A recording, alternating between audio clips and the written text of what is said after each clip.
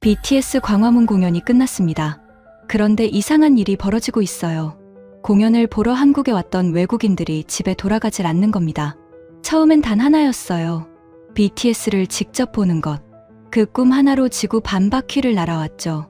그런데 BTS보다 더 놀라운 한국이 있었습니다. 새벽 2시에 편의점이 열려 있고 식당에선 반찬을 무료로 리필해주고 길 잃은 외국인을 30분 동안 데려다주는 대학생이 있더군요. 조금만 더 있다 갈까?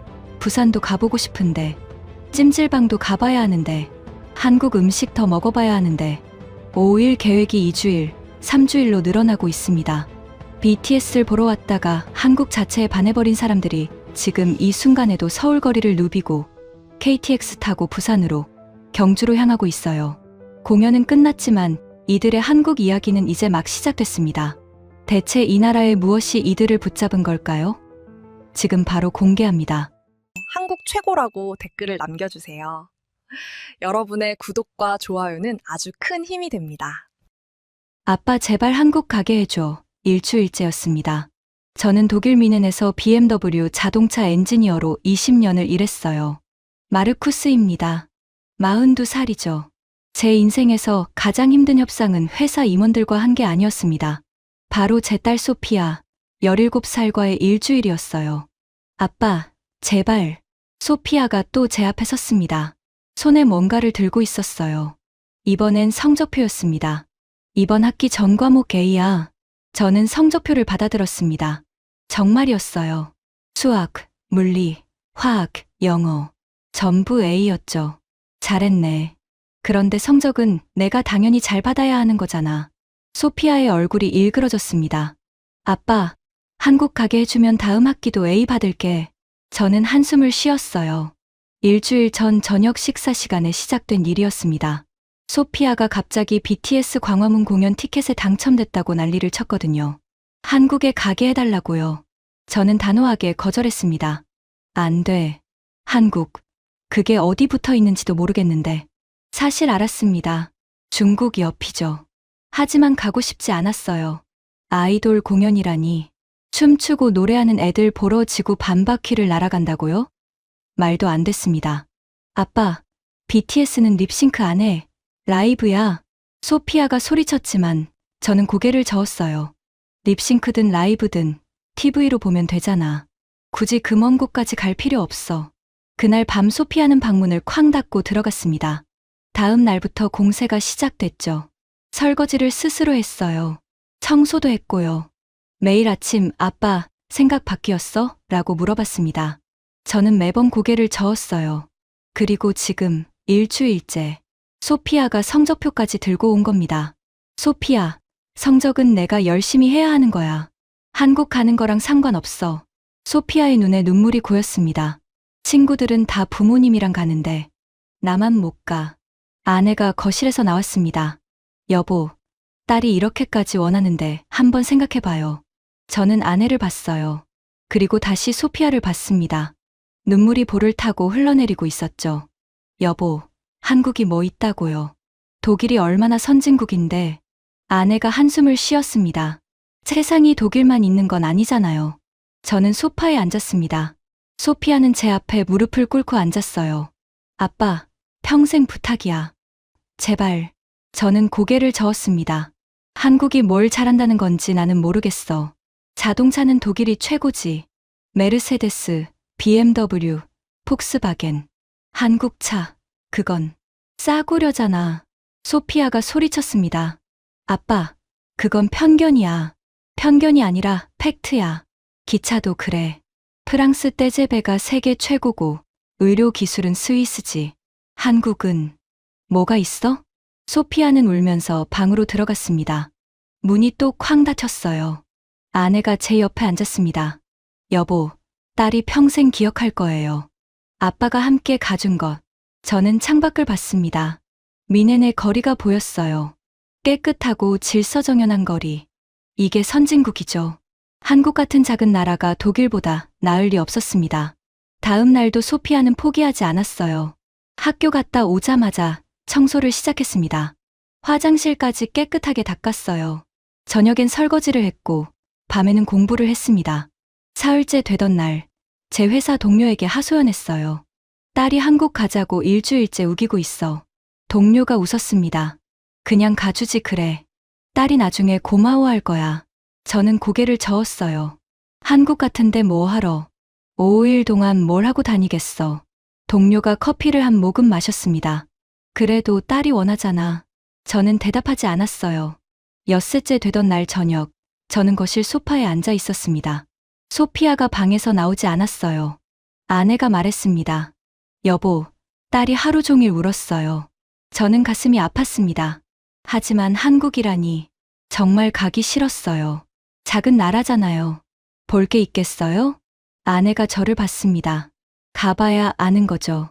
그날 밤, 저는 잠을 못 잤습니다. 소피아의 우는 소리가 계속 들렸거든요. 일주일째 되던 날 저녁, 저는 결국 항복했습니다. 좋아.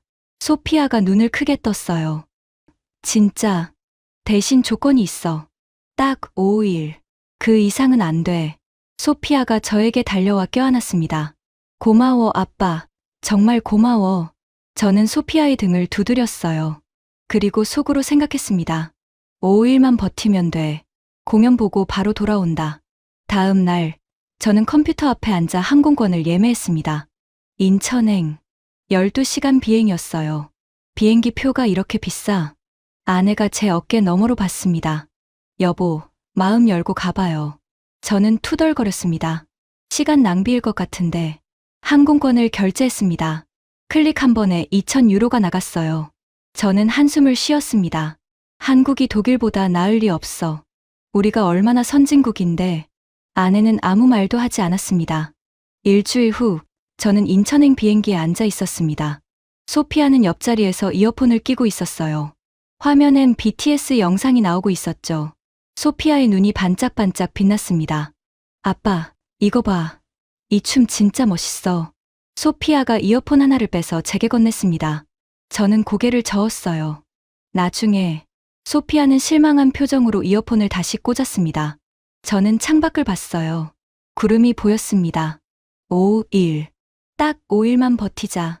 공연 보고 명동 쇼핑 좀 하고 끝. 그러면 독일로 돌아간다. 한국이 뭐가 대단하다고. 소피아는 옆에서 계속 BTS 노래를 흥얼거렸습니다. 저는 짜증이 났어요. 좀 조용히. 소피아가 움찔했습니다. 미안. 소리를 줄였어요. 저는 눈을 감았습니다. 빨리 끝났으면 좋겠어. 이 여행이 빨리 끝나서 일상으로 돌아가고 싶었습니다. 회사 일도 밀려 있었고 독일 맥주도 마시고 싶었어요. 한국 같은 곳에서 5일을 어떻게 보낸단 말입니까? 비행기는 계속 날아갔습니다. 12시간. 긴 시간이었어요. 소피아는 여전히 영상을 보고 있었고 저는 여전히 창밖을 보고 있었습니다. 그리고 생각했습니다. 5일만 버티면 돼. 딸이 원하니까 온 거야. 나는 한국에 관심 없어. BTS. 그냥 노래 부르는 애들이잖아. 한국, 작은 나라잖아. 5일 후면 다 끝이야. 그렇게 생각하며 저는 눈을 감았습니다. 그때는 몰랐습니다. 제 생각이 완전히 틀렸다는 거요. 호텔 방 시계가 밤 10시를 가리키고 있었습니다. 소피아는 침대에 누워 있었지만 잠을 못 자고 있었어요.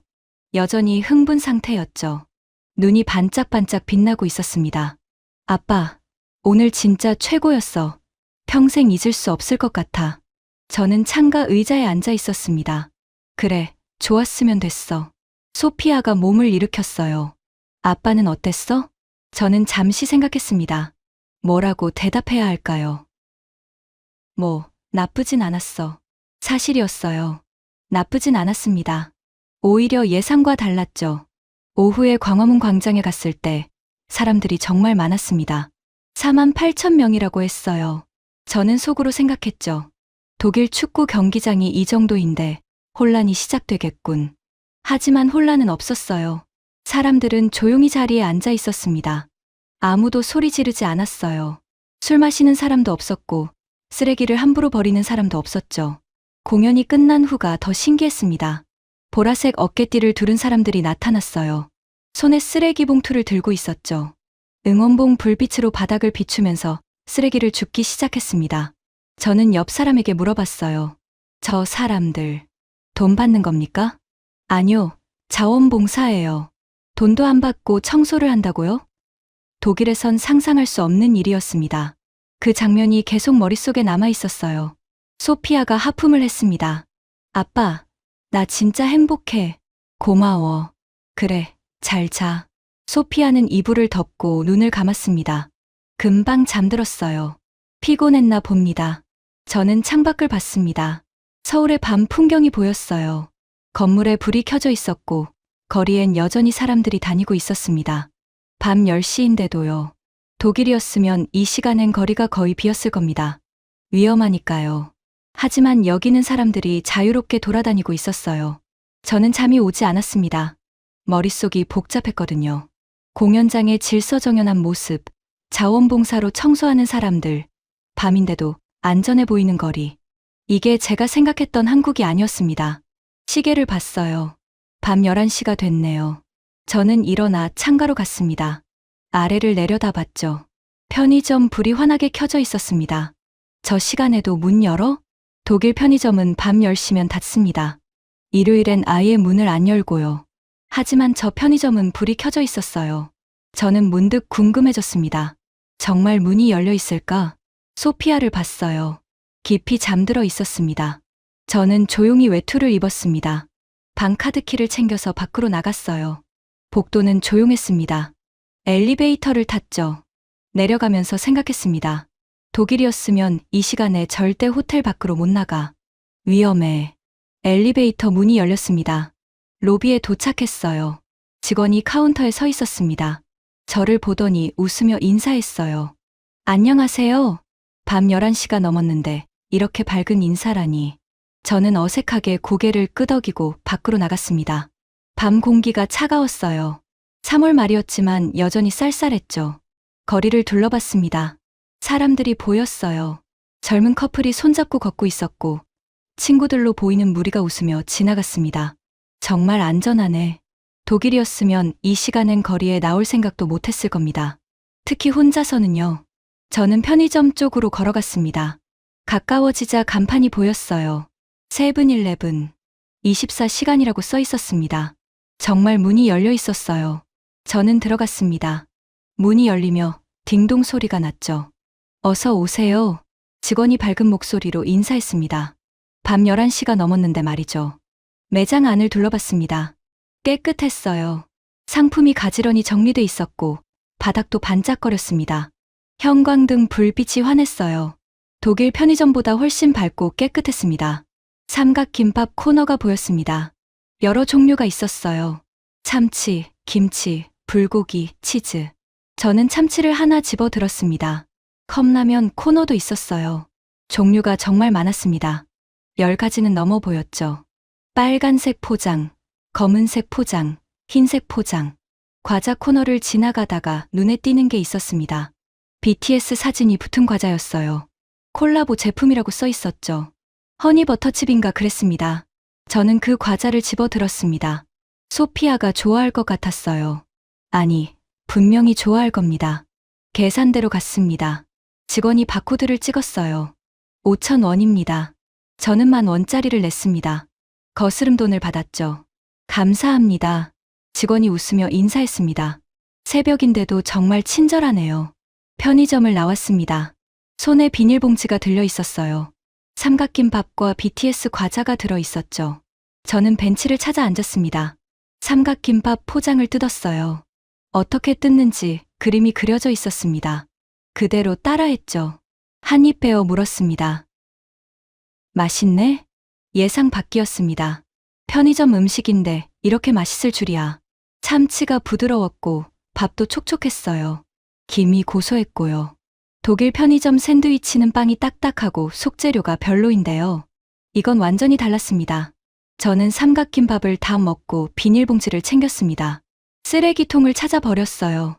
편의점 앞에 분리수거함이 있었거든요. 거리를 걸으면서 생각했습니다. 24시간 편의점, 친절한 직원, 맛있는 음식, 안전한 밤거리. 독일엔 없는 것들이었어요. 독일은 일요일에 슈퍼마켓도 문을 닫습니다. 법으로 정해져 있거든요. 평일에도 저녁 8시면 대부분 가게가 닫아요. 하지만 여기는 새벽인데도 편의점이 열려 있었습니다. 그것도 환하게요. 저는 호텔로 돌아가는 길을 천천히 걸었습니다. 거리를 구경하면서요. 젊은이들이 웃으며 걷고 있었고, 한 무리는 치킨을 들고 가고 있었습니다. 밤 11시가 넘었는데 말이죠. 한국이 생각보다 괜찮은데? 작게 중얼거렸습니다. 처음으로 그런 생각이 들었어요. 제가 한국을 너무 무시했나 하는 생각이요. 자동차는 독일, 기차는 프랑스, 의료는 스위스. 그렇게 말했었죠. 하지만 24시간 편의점은요? 밤에도 안전한 거리는요? 친절한 사람들은요? 독일엔 없었습니다. 호텔 로비에 도착했습니다. 같은 직원이 여전히 서 있었어요. 들어오세요. 웃으며 인사했습니다. 저는 이번엔 웃으며 대답했어요. 감사합니다. 엘리베이터를 타고 올라갔습니다. 방으로 들어갔죠. 소피아는 여전히 깊이 자고 있었어요. 저는 BTS 과자를 테이블 위에 올려놨습니다. 내일 아침 소피아가 보면 좋아하겠죠. 침대에 앉아 창밖을 봤습니다. 5일로는 부족한데 처음으로 그런 생각이 들었습니다. 5일만 있다가 가기엔 한국이 생각보다 괜찮은 것 같다고요. 아니, 괜찮은 정도가 아니었습니다. 어떤 부분은 독일보다 나은 것 같았어요. 작은 균열이었습니다. 제 편견에 생긴 작은 균열이요. 하지만 분명한 균열이었습니다. 저는 눈을 감았습니다. 내일 더 둘러봐야겠어요. 한국이 정말 어떤 곳인지요. 그리고 어쩌면 5일로는 정말 부족할지도 모르겠다는 생각이 들었습니다. 저는 잠이 오지 않았습니다. 침대에 누웠지만 눈이 말똥말똥했어요. 머릿속이 복잡했거든요. 편의점에서 본 것들이 계속 떠올랐습니다. 시계를 봤어요. 새벽 1시였습니다. 소피아는 깊이 잠들어 있었어요. 저는 조용히 일어나 다시 외투를 입었습니다. 또 나가보고 싶었어요. 이 시간에 정말 안전한지, 정말 가게들이 열려 있는지 더 확인하고 싶었죠. 복도를 나와 엘리베이터를 탔습니다. 로비엔 여전히 같은 직원이 서 있었어요. 또 나가세요? 웃으며 물었습니다. 저는 고개를 끄덕였죠. 네, 잠이 안 와서요. 조심히 다녀오세요. 밖으로 나갔습니다. 새벽 1시. 독일이었으면 상상도 못할 시간이었어요. 거리는 여전히 사람들이 있었습니다. 아까보다는 적었지만 그래도 몇 명씩 보였어요. 저는 호텔 반대편으로 걸어갔습니다. 아까와 다른 방향이었죠. 걷다가 불이 환하게 켜진 식당을 발견했습니다. 간판을 봤어요. 설렁탕 24시, 식당도 24시간. 저는 놀랐습니다. 편의점도 놀라웠는데 식당까지요? 독일 식당은 밤 10시면 다 문을 닫습니다. 주방이 일찍 마감되거든요. 일요일엔 대부분 쉬고요. 하지만 이 식당은 새벽 1시인데도 불이 환하게 켜져 있었어요. 저는 문을 밀고 들어갔습니다. 따뜻한 공기가 느껴졌어요. 국 끓이는 냄새가 났습니다. 구수한 냄새였죠. 손님이 몇 명 있었습니다. 테이블에 앉아 조용히 식사하고 있었어요. 새벽인데도요. 사장님으로 보이는 분이 다가왔습니다. 50대 남성이었어요. 어서 오세요. 몇 분이세요? 한국어였습니다. 당연히 못 알아들었죠. 저는 손가락으로 하나를 가리켰습니다. 사장님이 고개를 끄덕이고 자리로 안내했어요. 구석 테이블이었습니다. 메뉴판을 주셨어요. 한국어로 가득했습니다. 사진이 있었지만 뭐가 뭔지 잘 모르겠더라고요. 저는 사장님을 봤습니다. 영어 되세요? 사장님이 고개를 저었어요. 그리고 주머니에서 휴대폰을 꺼냈습니다.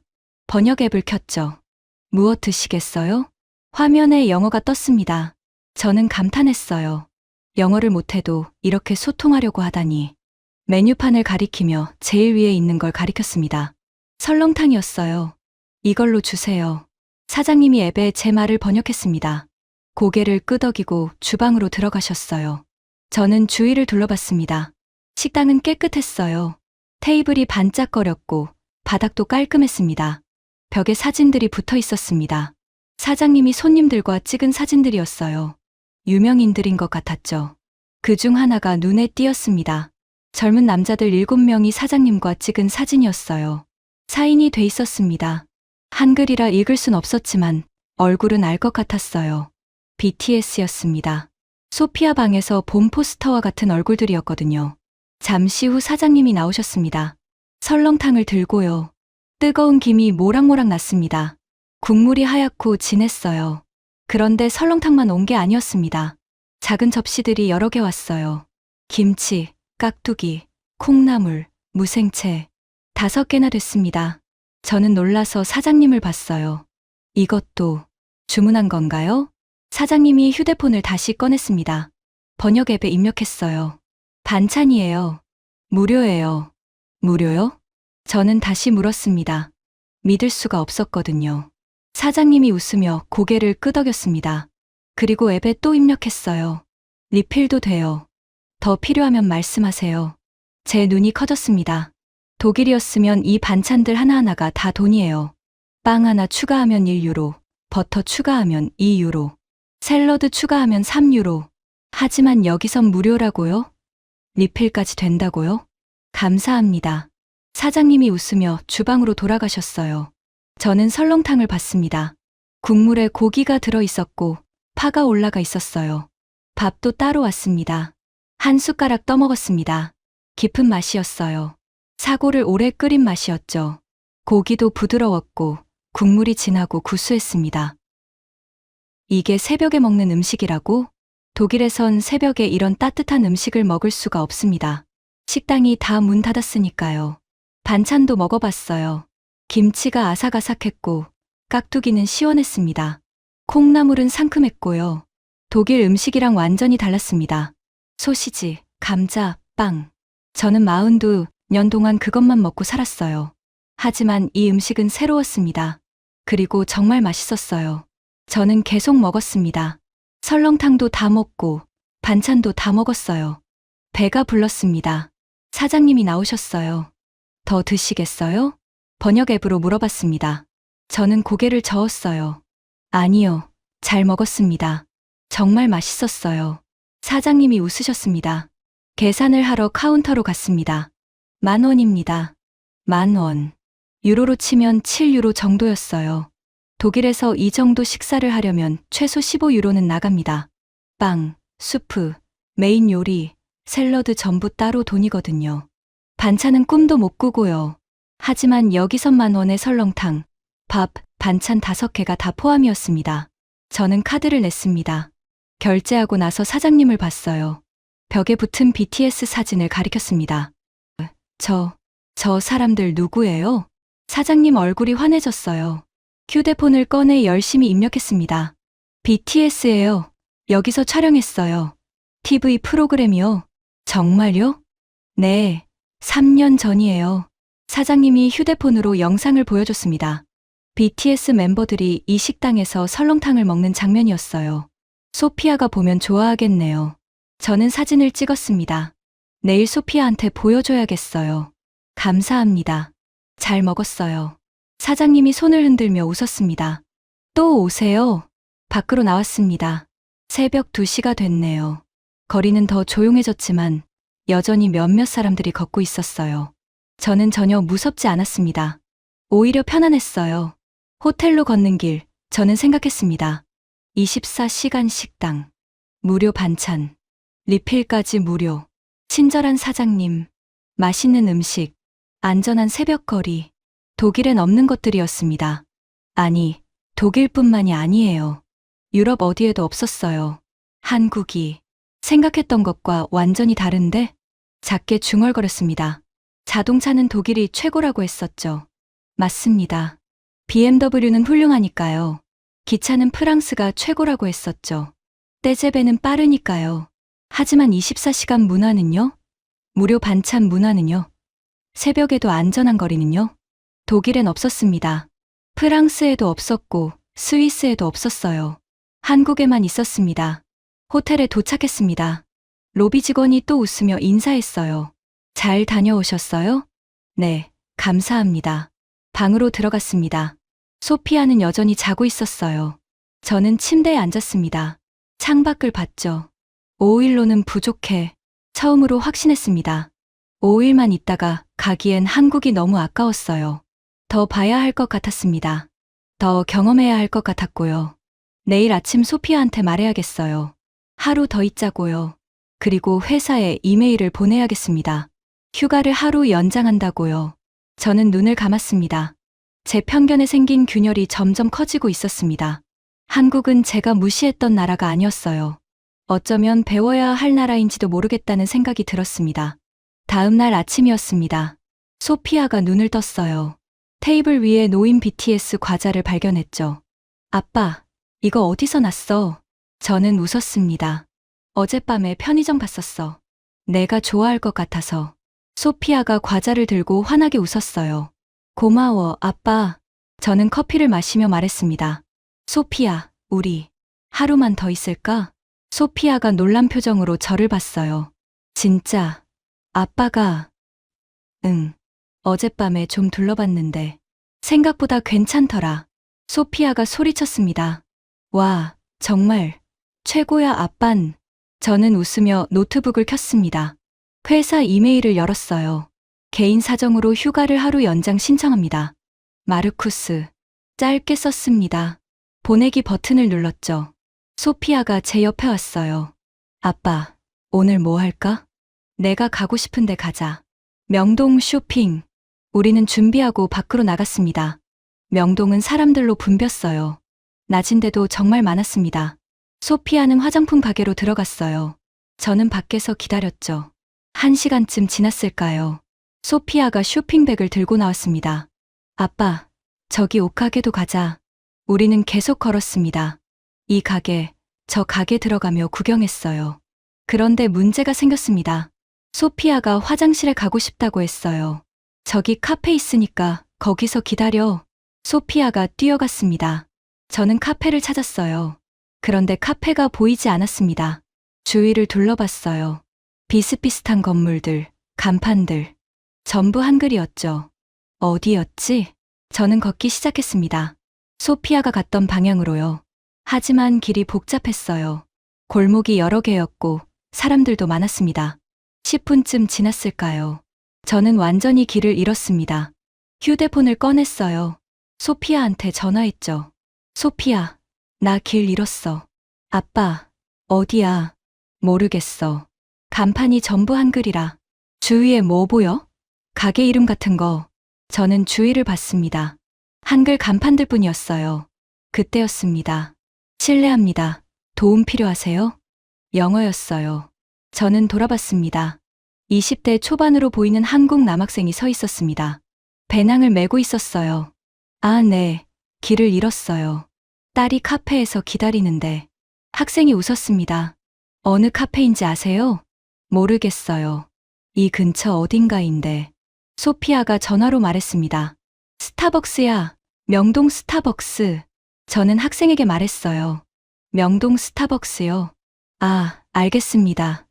제가 데려다 드릴게요. 학생이 앞장섰습니다. 저는 따라갔어요. 감사합니다. 학생이세요? 네, 대학생이에요. 영어 전공이라 연습도 할 겸요. 우리는 골목을 지나갔습니다.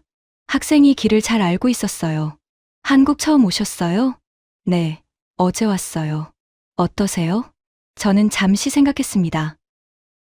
생각보다 훨씬 좋네요. 학생이 웃었습니다. 다행이에요. 한국 많이 즐기고 가세요. 우리는 계속 걸었습니다. 학생은 계속 영어로 말을 걸었어요. 한국 음식 추천도 해주고 가볼 만한 곳도 알려줬습니다. 명동 말고 홍대도 좋아요. 젊은 분위기거든요. 홍대요? 네, 대학가예요. 재미있는 가게 많아요. 10분쯤 걸었을까요? 학생이 멈춰 섰습니다. 저기 스타벅스예요. 정말이었어요. 스타벅스가 보였습니다. 소피아가 밖에서 기다리고 있었어요. 저를 보더니 달려왔습니다. 아빠, 어디 갔었어? 길 잃었어. 그런데 이 학생이 데려다 줬어. 소피아가 학생에게 인사했습니다. 감사합니다. 학생이 웃었어요. 천만에요. 한국 여행 잘하세요. 그리고 손을 흔들며 가려고 했습니다. 저는 놀랐어요. 잠깐만요. 커피라도 사드릴게요. 30분이나 걸어주셨잖아요. 학생이 손을 저었습니다. 아니에요. 괜찮아요. 저도 이쪽으로 가던 길이었어요. 하지만 정말 괜찮아요. 즐거운 하루 보내세요. 학생은 웃으며 떠났습니다. 저는 그 뒷모습을 봤어요. 믿을 수가 없었습니다. 30분 동안 낯선 사람을 데려다 주고 아무 대가도 바라지 않다니. 독일이었으면 어땠을까요? 길을 물어봐도 짧게 방향만 알려줍니다. 같이 걸어주는 사람은 없어요. 시간 낭비니까요. 하지만 이 학생은 30분을 걸어줬습니다. 웃으면서요. 소피아가 제 팔을 잡았습니다. 아빠, 한국 사람들 진짜 친절하다. 그런 것 같아. 우리는 카페에 들어가 커피를 마셨습니다. 점심때가 됐어요. 소피아가 한식을 먹고 싶다고 했습니다. 불고기 먹어보고 싶어. 우리는 한식당을 찾았습니다. 간판에 불고기 전문이라고 써 있었어요. 들어가자 직원이 자리로 안내했습니다. 메뉴판을 봤어요. 불고기 정식을 주문했습니다. 음식이 나왔습니다. 불고기와 함께 반찬이 여러 개 나왔어요. 김치, 나물, 계란찜, 된장찌개. 와, 많다. 소피아가 놀랐습니다. 저도 놀랐어요. 어젯밤 설렁탕집처럼 반찬이 많았습니다. 우리는 먹기 시작했어요. 불고기가 달콤하고 부드러웠습니다. 반찬도 하나하나 맛있었어요. 김치를 다 먹었습니다. 직원이 다가왔어요. 김치 더 드릴까요? 영어로 물어봤습니다. 저는 놀라서 고개를 끄덕였죠. 네, 부탁드립니다. 직원이 김치를 리필해줬습니다. 웃으면서요. 독일이었으면 돈 냈을 텐데. 작게 중얼거렸습니다. 소피아가 물었어요. 뭐라고? 아니야. 맛있게 먹자. 식사를 마치고 계산했습니다. 25,000원이었어요. 유로로 13유로 정도? 독일에서 이 정도 식사하면 30유로는 나갑니다. 반찬은 전부 추가 요금이니까요. 밖으로 나왔습니다. 아빠, 지하철 타고 돌아가자. 우리는 지하철역으로 갔습니다. 지하철이 왔어요. 우리는 탔습니다. 사람들이 많았지만 자리가 몇 개 있었어요. 저는 앉으려다가 멈췄습니다. 좌석 색깔이 달랐거든요. 분홍색이었습니다. 그림이 그려져 있었어요. 임산부, 노인, 장애인, 노약자석이구나. 저는 서 있었습니다. 다음 역에서 할머니 한 분이 타셨어요. 70대쯤 돼 보였습니다. 그 순간이었습니다. 일반 좌석에 앉아 있던 20대 청년이 벌떡 일어났어요. 할머니, 여기 앉으세요. 할머니가 손을 저었습니다. 괜찮아요. 아니에요. 앉으세요. 청년이 할머니를 자리로 안내했습니다. 할머니가 앉으셨어요. 고맙구나. 청년은 웃으며 손잡이를 잡았습니다. 저는 그 장면을 봤습니다. 독일 지하철에선 본 적 없는 장면이었어요. 물론 독일에도 노약자석은 있습니다. 하지만 젊은이들이 일반 좌석에서 일어나는 경우는 드물죠. 하지만 여기선 자연스럽게 일어났습니다. 당연하다는 듯이요. 호텔에 돌아왔습니다. 저는 노트북을 켰어요. 회사 이메일을 열었습니다. 타이핑을 시작했습니다. 개인 사정으로 휴가를 3일 더 연장 신청합니다. 원래는 하루만 더 있으려고 했어요. 하지만 마음이 바뀌었습니다. 3일. 아니, 어쩌면 더 있어야 할 것 같았어요. 한국엔 볼 게 너무 많았습니다. 배울 게도 많았고요. 이메일을 보냈습니다. 소피아가 물었어요. 아빠, 내일 뭐 할까? 저는 웃었습니다. 내가 하고 싶은 거 하자. 찜질방 가보고 싶어. 찜질방. 응. 한국 전통 목욕탕이래. 저는 고개를 끄덕였습니다. 좋아, 가보자. 창밖을 봤어요. 서울의 오후 풍경이 보였습니다. 제 편견이 계속 무너지고 있었어요. 한국은 작은 나라가 아니었습니다. 볼 것 없는 나라도 아니었고요. 오히려 배울 게 많은 나라였습니다. 친절한 사람들, 무료 반찬 문화, 노약자를 배려하는 문화, 독일엔 없는 것들이었어요. 그리고 저는 더 보고 싶었습니다. 한국이 어떤 나라인지요. 다음 날 저녁이었습니다. 소피아가 말했어요. 아빠, 찜질방 가자. 찜질방이 뭔데? 한국 전통 목욕탕이야. 엄청 재미있대. 저는 고개를 끄덕였습니다. 궁금했어요. 택시를 타고 용산에 있는 큰 찜질방으로 갔습니다. 드래곤힐 스파라고 했어요. 건물이 컸습니다. 5층짜리 건물이었죠. 목욕탕이 이렇게 커. 소피아가 웃었습니다. 목욕탕만 있는 게 아니래. 입구로 들어갔습니다. 카운터에서 입장료를 냈어요. 12,000원이었습니다. 유로로 8유로 정도? 이 가격에 뭘 할 수 있는데? 직원이 영어로 설명해 줬습니다. 사우나, 찜질방, 수영장, 휴게실 다 이용하실 수 있어요. 시간 제한 없고요. 시간 제한이 없다고요? 네. 밤새도 괜찮아요. 저는 놀랐습니다. 8유로에 시간 제한 없이 이용한다고요? 독일 사우나는 1시간에 15유로는 합니다. 그것도 시설이 별로예요. 탈의실로 갔습니다. 사물함에 옷을 넣었어요. 소피아는 여자 쪽으로 갔고 저는 남자 쪽으로 갔습니다. 목욕탕이 넓었어요. 정말 넓었습니다. 온탕, 냉탕, 여러 종류의 탕이 있었죠. 사람들이 조용히 목욕하고 있었습니다. 깨끗했어요. 저는 씻고 온탕에 들어갔습니다. 따뜻한 물이 몸을 감쌌어요. 편안해. 오랜만에 느끼는 편안함이었습니다. 30분쯤 있다가 나왔어요. 옷을 입고 공용 공간으로 갔습니다. 소피아가 이미 나와 있었습니다. 찜질복을 입고 있었어요. 회색 옷이었죠.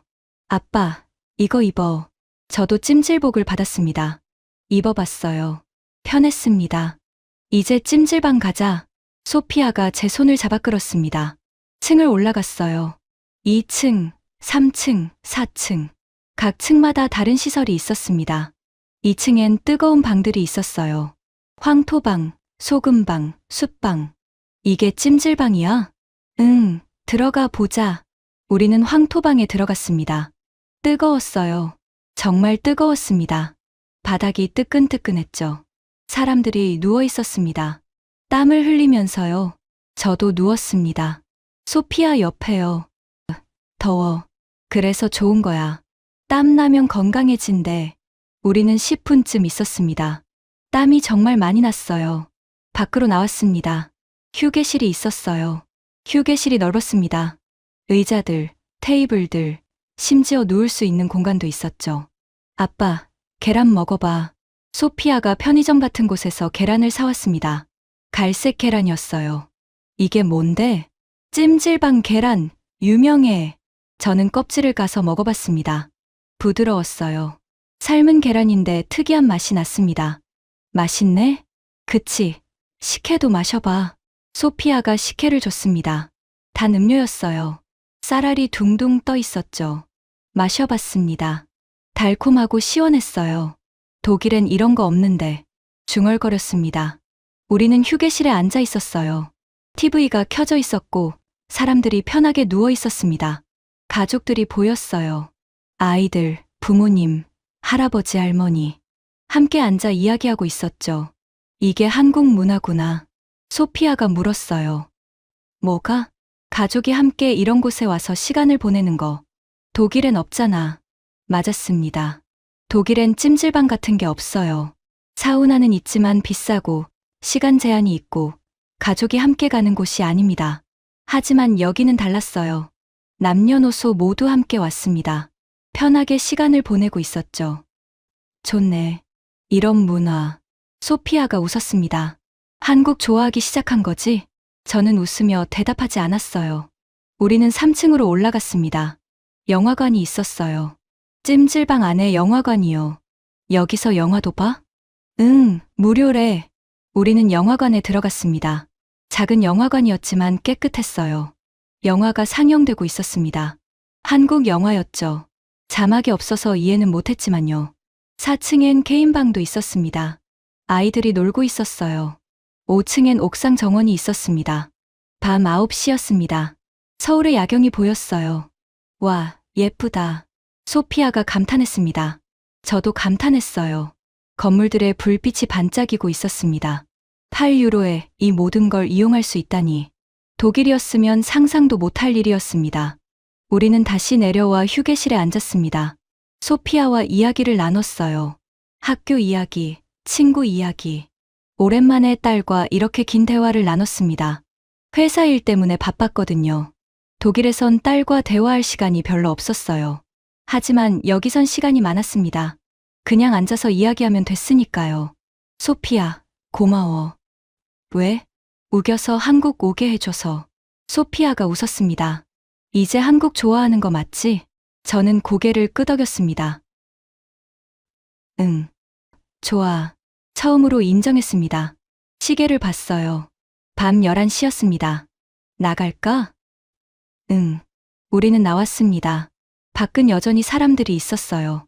택시를 탔습니다. 호텔로 가는 길이었죠. 안전하네. 밤 11시인데. 소피아가 말했습니다. 응. 독일이었으면 무서웠을 텐데. 호텔에 도착했습니다. 방으로 들어와 노트북을 켰어요. 회사 이메일을 열었습니다. 타이핑을 시작했습니다. 개인 사정으로 휴가를 일주일 더 연장 신청합니다. 원래는 3일만 더 있으려고 했어요. 하지만 또 마음이 바뀌었습니다. 일주일. 총 2주일을 한국에 있게 되는 거죠. 이메일을 보냈습니다. 소피아가 씻고 나왔어요. 아빠, 내일은 뭐 해? 저는 생각했습니다. 내가 하고 싶은 거 하자. 피부과 가보고 싶어. 피부과? 응. 한국 피부과 되게 좋대. 한국 연예인들 피부 보면 알잖아. 저는 웃었습니다. 좋아, 가보자. 창밖을 봤어요. 제 편견은 이제 거의 무너졌습니다. 한국은 작은 나라가 아니었어요. 볼 것 없는 나라도 아니었고요. 독일보다 나은 것들이 너무 많았습니다. 24시간 문화, 무료 반찬, 친절한 사람들, 노약자 배려, 그리고 찜질방. 독일엔 없는 것들이었어요. 한국에서 배울 게 정말 많네. 작게 중얼거렸습니다. 그리고 생각했습니다. 어쩌면 제가 틀렸던 건 한국에 대한 생각만이 아닐지도 모른다고요. BTS에 대해서도 틀렸을지 모른다고요. 립싱크나 하는 애들이라고 했었죠. 하지만 소피아가 이렇게 좋아하는 데는 이유가 있을 거예요. 내일 피부과 가서 BTS에 대해 좀 더 물어봐야겠습니다. 소피아한테요. 다음 날 아침이었습니다. 저는 화장실 거울을 보고 있었어요. 턱 부분이 빨갛게 부어 있었습니다. 면도할 때 긁힌 상처였어요. 이틀 전에 생긴 건데 악화됐습니다. 소피아가 봤어요. 아빠, 그거 왜 그래? 면도하다가 긁혔어. 괜찮아. 안 괜찮아 보이는데? 빨개. 저는 손으로 만져봤습니다. 따끔했어요. 피부과 가자. 어차피 오늘 가기로 했잖아. 나는 괜찮아. 너만 가. 안 돼. 같이 가자. 소피아가 우겼습니다. 저는 결국 고개를 끄덕였어요. 우리는 준비하고 나갔습니다. 택시를 탔어요. 강남 피부과 유명한 곳으로 가주세요. 택시 기사가 고개를 끄덕이고 출발했습니다. 30분쯤 지나 강남에 도착했어요. 건물들이 높고 깨끗했습니다. 피부과 앞에 섰습니다. 간판이 현대적이었어요. 들어갔습니다. 대기실이 넓고 깨끗했습니다. 의자들이 편해 보였어요. 카운터로 갔습니다. 예약하셨나요? 직원이 영어로 물었습니다. 아니요, 예약 안 했는데요. 괜찮을까요? 네, 괜찮아요. 잠시만 기다리세요. 저는 놀랐습니다. 독일이었으면 예약 없이는 절대 안 받아줘요. 최소 3주는 기다려야 하죠. 대기실에 앉았습니다. 사람들이 몇 명 있었어요. 주위를 둘러봤습니다. 벽에 장비 사진들이 붙어 있었어요. 제 눈이 커졌습니다. 저건 레이저 장비였습니다. 그런데 모델명이 낯설었어요. 저는 일어나 가까이 가서 봤습니다. 설명이 영어로도 써 있었죠. 2.5나노미터 레이저 정밀도라고? 엔지니어로서 깜짝 놀랐습니다. 이 기술은 최신 기술이에요. BMW 공장에도 없는 정밀도였습니다. 다른 장비도 봤어요. 피부 스캐너였습니다. 3차원 이미징 시스템. 이것도 최신 기술이었어요. 독일 병원에서도 본 적 없는 장비였습니다. 마르쿠스님, 간호사가 불렀습니다. 영어 발음이 정확했어요. 저는 따라갔습니다. 소피아도 같이 왔어요. 진료실로 들어갔습니다. 의사 선생님이 계셨어요. 30대 여성이었습니다. 안녕하세요. 어디 불편하세요? 영어가 유창했습니다. 턱 부분이요. 면도하다가 긁혔는데 악화됐어요. 의사 선생님이 자세히 봤습니다. 염증이 생겼네요. 치료해 드릴게요. 시간 얼마나 걸리나요? 15분 정도요. 15분이라고요? 독일이었으면 1시간은 걸렸을 텐데. 의사 선생님이 장비를 가져왔습니다. 작은 기계였어요. 이건 레이저 치료 장비예요. 염증 부위에 조사하면 빠르게 치료됩니다. 저는 장비를 자세히 봤습니다. 깜짝 놀랐어요. 이거 독일제가 아니네요? 네, 한국 제품이에요. 한국 제품이라고요? 네, 요즘 한국 의료 장비가 많이 발전했어요. 저는 믿을 수가 없었습니다. 한국이 의료 장비를 만든다고요? 의사 선생님이 레이저를 제 턱에 조사했습니다. 따끈했지만 아프진 않았어요. 이 장비 정밀도가 얼마나 되나요? 엔지니어로서 궁금했습니다. 0.5mm예요. 제 눈이 커졌습니다. 0.5mm라고요? 그건 BMW 공장 장비보다 정밀한데요. 의사 선생님이 웃었습니다. 한국 기술력이 좋아요. 치료가 끝났습니다. 정말 15분만이었어요. 다 됐어요. 이틀 정도면 완전히 나을 거예요. 이틀이요? 독일이었으면 일주일은 걸렸을 겁니다. 네, 약도 처방해 드릴게요. 처방전을 받았습니다. 비용은 얼마나 하나요? 5만 원이에요. 5만 원. 유로로 35유로 정도였습니다. 독일이었으면 최소 100유로는 나왔을 거예요. 보험 없이는요. 저는 놀라서 물었습니다. 정말 5만 원이요? 레이저 치료인데요? 네, 맞아요. 믿을 수가 없었습니다.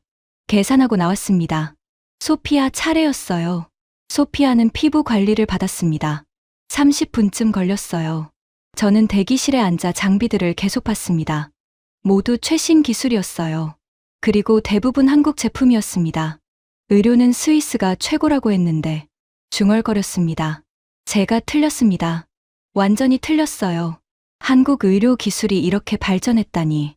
소피아가 나왔습니다. 얼굴이 환해 보였어요. 어떻게 됐어? 좋아. 피부 진짜 좋아졌어. 우리는 1층 약국으로 갔습니다. 약사 선생님이 계셨어요. 역시 영어가 가능했습니다. 하루 2번, 아침 저녁으로 바르세요. 이틀이면 완전히 나을 거예요. 자세히 설명해줬습니다. 약을 받고 나왔어요. 독일 약사는 이렇게까지 설명 안 해주는데 소피아가 웃었습니다. 한국이 더 좋지? 저는 고개를 끄덕였습니다. 인정한다. 우리는 카페에 들어가 커피를 마셨습니다. 저는 생각했습니다. 예약 없이 받아주고 10분만 대기하고 최신 장비로 치료하고 가격은 독일의 3분의 1. 이게 말이 됩니까? 독일은 의료 선진국이라고 자부했어요. 저도 그렇게 믿었고요. 하지만 한국이 더 앞서 있었습니다. 적어도 제가 경험한 건 그랬어요. 아빠, 이제 인정해. 한국 좋다고. 소피아가 물었습니다. 저는 커피를 한 모금 마셨어요. 응, 인정해. BTS도? 저는 잠시 망설였습니다. BTS는 아직 잘 모르겠어. 아빠, BTS 노래 한 번만 제대로 들어봐. 제발. 소피아가 간청했습니다. 저는 웃었어요. 좋아. 오늘 밤에 들려줘. 소피아가 환하게 웃었습니다. 호텔로 돌아왔습니다. 저는 거울을 봤어요. 턱 부분이 벌써 좀 나아 보였습니다. 정말 빠르네. 노트북을 켰습니다. 한국 의료 기술에 대해 검색했어요. 기사들이 나왔습니다. 한국 의료 기술 세계 수준, 한국 의료 장비 수출 증가, 외국인 의료 관광객 증가. 읽으면서 고개를 끄덕였습니다. 제가 한국을 너무 무시했어요. 자동차는 독일이 최고라고 했었죠. 맞습니다. 아직도 그렇게 생각해요. 하지만 의료는요? 한국이 스위스보다 나은 것 같았습니다. 적어도 제 경험으론요. 그리고 기차도요. 내일 부산 가기로 했는데 KTX를 타본다고 했어요. 프랑스 떼제베보다 빠르다던데 정말일까요? 궁금해졌습니다. 엔지니어로서 궁금했어요. 한국 기술이 정말 독일보다 나은지. 창밖을 봤습니다. 2주일로도 부족할 것 같은데 작게 중얼거렸습니다. 한국엔 볼 게 너무 많았습니다. 배울 게도 너무 많았어요. 그리고 제 편견은 이제 완전히 무너졌습니다. 한국은 작은 나라가 아니었어요. 선진국이었습니다. 어쩌면 독일보다 더요. 다음 날 아침이었습니다. 저는 턱을 만져봤어요. 많이 나았습니다. 붉은 기가 거의 빠졌어요. 정말 이틀이면 낫겠네. 소피아가 말했습니다. 아빠, 오늘 부산 가자. 부산. 응, 바다 보고 싶어. 저는 고개를 끄덕였습니다. 좋아. 가자. 우리는 짐을 챙겨 서울역으로 갔습니다. 서울역이 컸어요. 정말 컸습니다. 깨끗하고 현대적이었죠. 표를 샀습니다. KTX 부산행이었어요. 2시간 40분이요. 직원이 말했습니다. 서울에서 부산까지 2시간 40분이라고요? 저는 놀랐습니다. 거리를 검색해 봤어요. 325km였습니다. 독일 기차로는 4시간은 걸릴 거리였어요. 승강장으로 갔습니다. 기차가 서 있었어요. 하얀색 기차였습니다. 날렵하게 생겼어요. 유선형이었죠. 멋진데? 엔지니어로서 첫인상이 좋았습니다. 기차에 탔습니다. 좌석이 넓고 편했어요. 깨끗했고요. 독일 기차보다 깨끗한데 작게 중얼거렸습니다. 출발 시간이 됐습니다. 기차가 움직이기 시작했어요. 처음엔 천천히 움직였습니다. 역을 빠져나갔죠. 그러다 속도가 붙기 시작했습니다. 저는 창밖을 봤어요. 건물들이 빠르게 지나갔습니다. 점점 더 빨라졌어요. 저는 휴대폰을 꺼냈습니다. 속도 측정 앱이 있었거든요. 화면을 봤습니다. 200km. 속도가 계속 올라갔어요. 250km. 독일 아이체에가 이 정도 속도예요.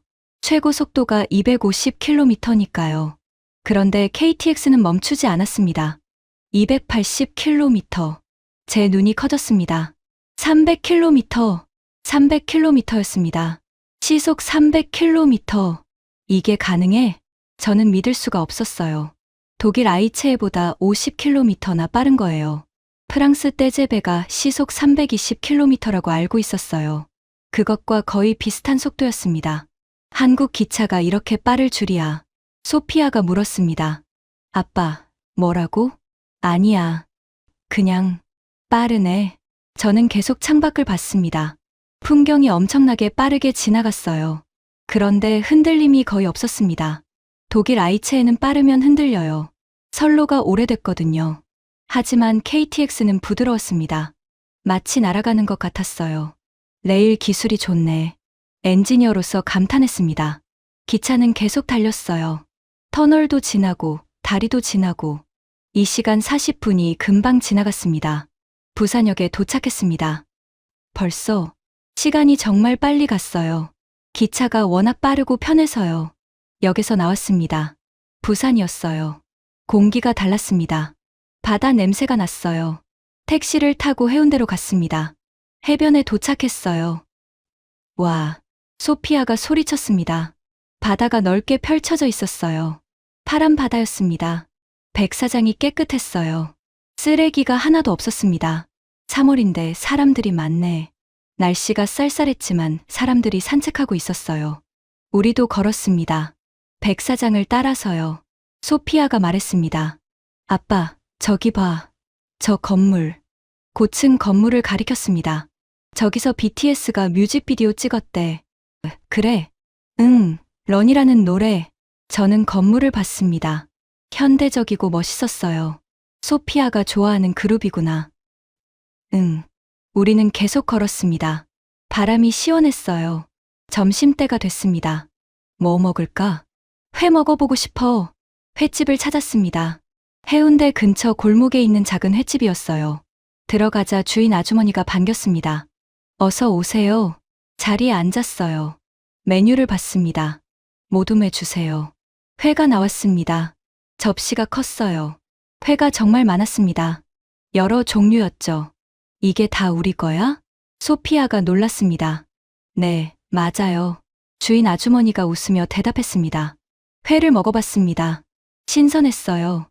정말 신선했습니다. 입에서 살살 녹았어요. 독일에서 먹던 생선이랑 완전히 달랐습니다. 독일 생선은 비린내가 나고 질겼거든요. 하지만 이 회는 달랐어요. 부드럽고 달콤했습니다. 맛있다. 계속 먹었습니다.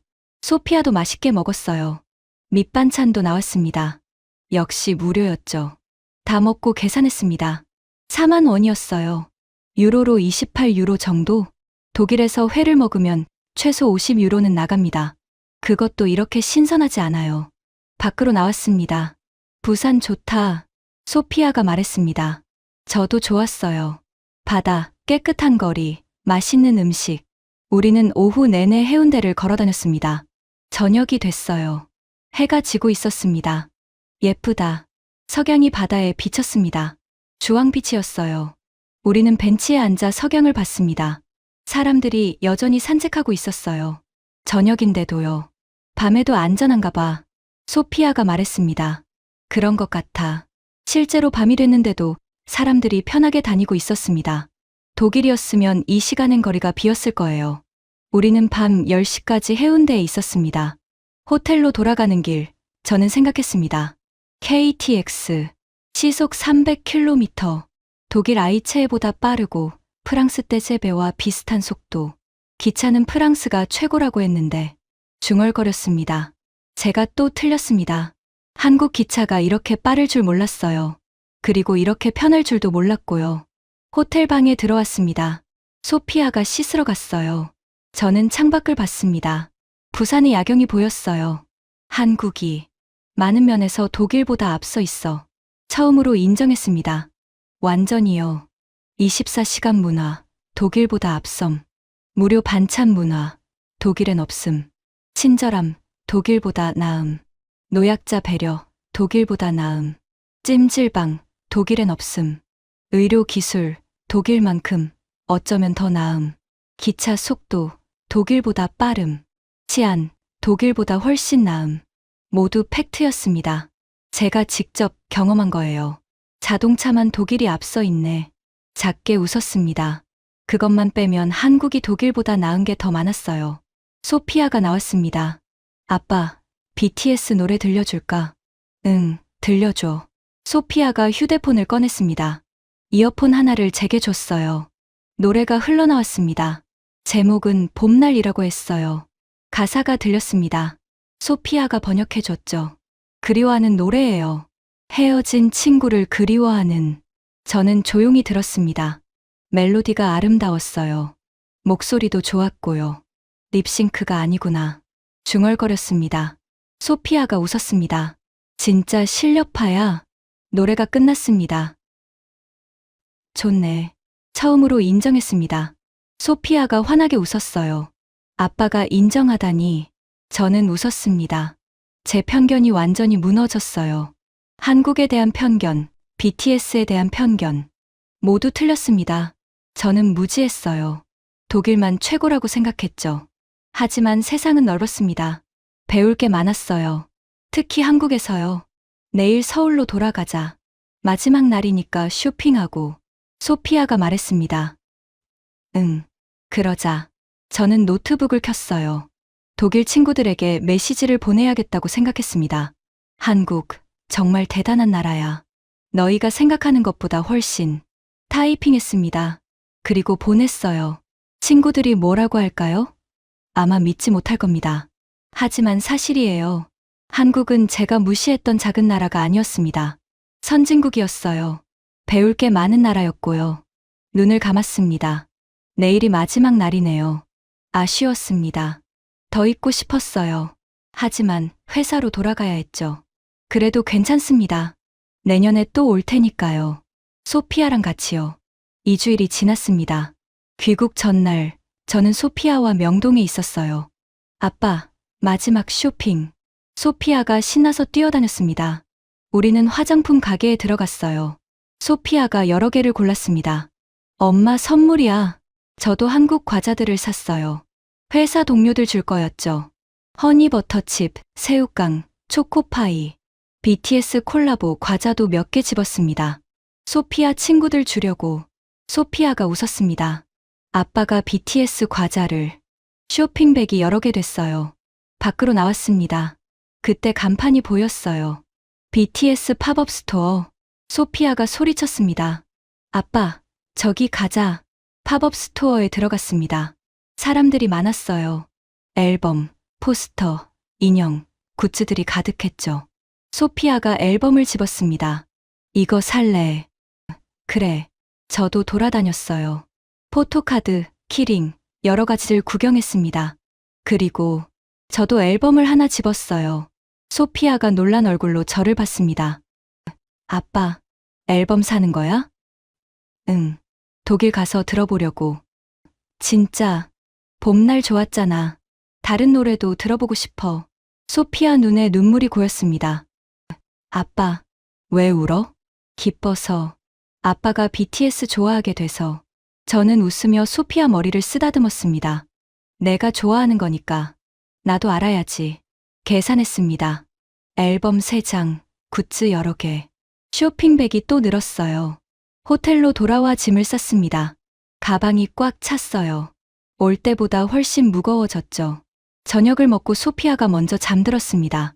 저는 잠이 오지 않았어요. 시계를 봤습니다. 밤 12시. 조용히 외투를 입고 밖으로 나갔습니다. 마지막으로 편의점에 가보고 싶었어요. 익숙한 편의점이 보였습니다. 지난 2주일 동안 매일 밤 왔던 곳이죠. 들어갔습니다. 어서 오세요. 같은 직원이었어요. 저를 알아보는 것 같았습니다. 내일 떠나세요? 영어로 물었습니다. 네. 어떻게 아세요? 매일 오시잖아요. 오늘은 뭔가 다른 느낌이에요. 저는 웃었습니다. 맞아요. 마지막이에요. 한국 어떠셨어요? 정말 좋았어요. 컵라면과 삼각김밥을 샀습니다. 계산하고 나왔어요. 안녕히 가세요. 또 오세요. 편의점 앞 벤치에 앉았습니다.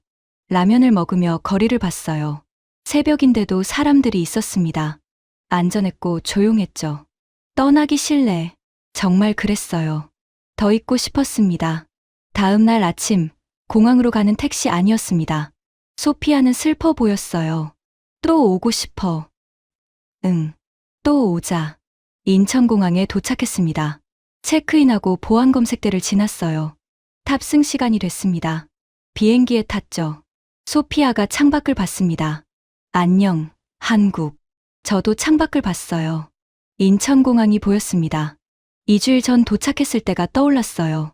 그땐 한국을 무시했었죠. 하지만 지금은 달랐습니다. 비행기가 이륙했습니다. 저는 휴대폰을 꺼냈어요. 독일 친구들에게 메시지를 보냈습니다. 한국에서 돌아간다. 24시간 편의점, 무료 반찬, 친절한 사람들, 최고 수준 의료, 독일보다 빠른 기차. 모두 사실이야. 12시간 후 미넨공항에 도착했습니다. 공항이 어둡게 느껴졌어요. 인천공항보다요. 다음 날 회사에 갔습니다. 동료들이 모였어요. 마르쿠스, 한국 어땠어? 시간 낭비였지. 저는 고개를 저었습니다. 아니, 정말 대단했어. 뭐가? 모든 게. 24시간 편의점, 무료 반찬 문화, 최신 의료 장비, 시속 300km 기차. 시속 300km라고? 응. 우리 아이체에보다 빠르더라. 동료들이 웅성거렸습니다. 마르쿠스, 너 2주일 전에 한국 무시했잖아. 알아. 편견이 얼마나 무서운지 배웠어. 그날 저녁, 집에서 유튜브 영상을 만들었습니다.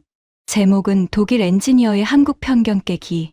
비행기 안에서 5일만 버티자라고 중얼거리는 장면부터 시작했어요. 그 다음은 2주일 동안 찍은 영상들이었습니다.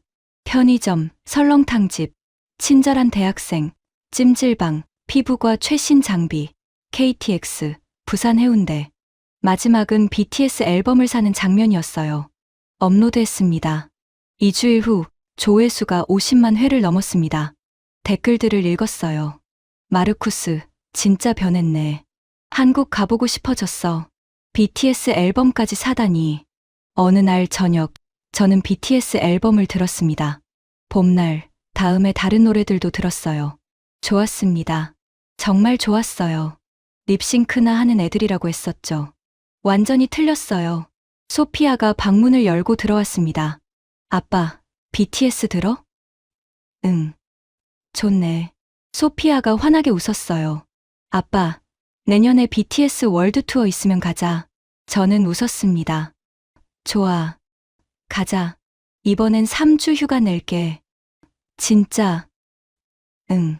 서울, 부산, 제주도 다 가보자. 소피아가 저를 껴안았습니다. 아빠 최고야. 창밖을 봤습니다. 미넨의 밤 풍경이 보였어요. 한국과는 달랐지만 괜찮았습니다. 내년에 또 갈 테니까요. 책상 위에 BTS 앨범이 놓여 있었어요. 그 옆엔 한국 과자들이 있었고요.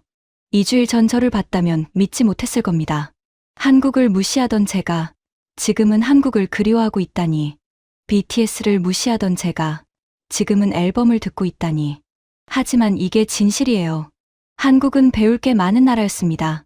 독일이 선진국이라고 자부했지만 한국도 선진국이었어요. 어쩌면 어떤 면에선 독일보다 더요. 소피아, 정말 고마워. 한국 가자고 우겨줘서. 나도 고마워, 아빠. 같이 가줘서. 우리는 웃었습니다. 내년 6월. 다시 한국에 갈 겁니다. 이번엔 제가 더 기대하고 있어요. 소피아보다도요.